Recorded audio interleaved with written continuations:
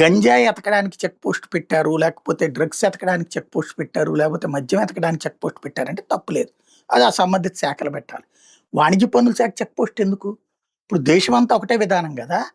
మోడీ సర్కార్ ఎప్పుడైతే GST system తీసుకొచ్చిందో, ఇదివరకేంటంటే ఒక రాష్ట్రంలో ఒక పన్ను ఉంటది. ఇంకో రాష్ట్రంలో ఇంకో పన్ను ఉంటది. రాష్ట్రం మారేటప్పుడు చెక్ పోస్ట్ దగ్గర ఆ పన్నులు కట్టుకొని లోపలికెళ్ళాలి. కాబట్టి అప్పట్లో చెక్ పోస్టులుండేయి. ఏదైతే స్టేట్‌కి ఎంటర్ అయ్యేటటువంటి సందర్భంలో మా బెజవాడలో, మా భవానీపురంలో ఉండేది. కుమ్మరిపాలెం సెంటర్‌లో కిలోమీటర్ల కొద్దీ లారీలు నిలిచిపోతుండుండేయి. ఎందుకంటే ఒక్కొక్కళ్ళకి ఒక 5 నిమిషాలన్నా పడతది అట్లాగా డబ్బులు కట్టడం ఈ కథంతా అయ్యేటప్పటికి. ఇక అక్కడే హోటల్‌లు ఇయన్నీ గూడా ఉండేయి. ఆళ్ళు ఆ క్యూ లైన్‌లో ఉండేటటువంటి సందర్భంలో భోజనాలు అక్కడే చేసేసి టిఫిన్‌లు అక్కడే చేసి పడుకొని అక్కడే ఉండేటటువంటి సిట్యుయేషన్ ఉండేది. అంత సుదీర్ఘ కాలం పాటు చూసాం. చెక్ పోస్టులంటే అట్లుండేది.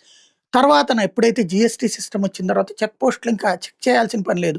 ఇంకోటి ఫ్రమ్ ద బిగినింగ్ అంతా సిస్టమ్‌లో నడుస్తున్నది కాబట్టి. కానీ ఇప్పుడు అకస్మాత్తుగా తెలంగాణలో ఈ మధ్యన మరి కాంగ్రెస్ గవర్నమెంట్ వచ్చాక ఈ చెక్ పోస్టులు పెట్టుకొచ్చారు. మొన్ననే ఏసీబీ రైడ్స్ చేస్తే ఆ చెక్ పోస్టుల దగ్గర డబ్బులు వసూలు చేస్తున్న విషయం బయటపడింది. ఇప్పుడు ఉన్నట్టుండి తెలంగాణ ట్రాన్స్‌పోర్ట్ డిపార్ట్‌మెంట్ కమిషనర్ ఒక కీలక ఆదేశాలు ఇచ్చారు. ట్రాన్స్‌పోర్ట్ చెక్ పోస్టులని మూసివేయమని ఆదేశించారు. రాష్ట్ర వ్యాప్తంగా ఉన్న అన్ని ట్రాన్స్‌పోర్ట్ చెక్ పోస్టులు మూసేయమన్నారు. చెక్ పోస్టుల వద్ద ఉన్నటువంటి సిబ్బందిని వేరే వైపుకి వినియోగించాలన్నటువంటి నిర్ణయించారు. చెక్ పోస్ట్ దగ్గర ఉన్నటువంటి బోర్డులు, బ్యారికేడ్లు కూడా తీసేయమని డీటీఓలకు సూచించారు. వాహనాల రాకపోకలకు ఎట్లాంటి అడ్డంకులు లేకుండా చర్యలు తీసుకోమని ఆదేశించారు. చెక్ పోస్టుల దగ్గర ఉన్న రికార్డులు, పరికరాలు, ఫర్నిచర్‌ని డీటీఓ కార్యాలయాలకు తరలించేసేయమని ఆదేశించారు.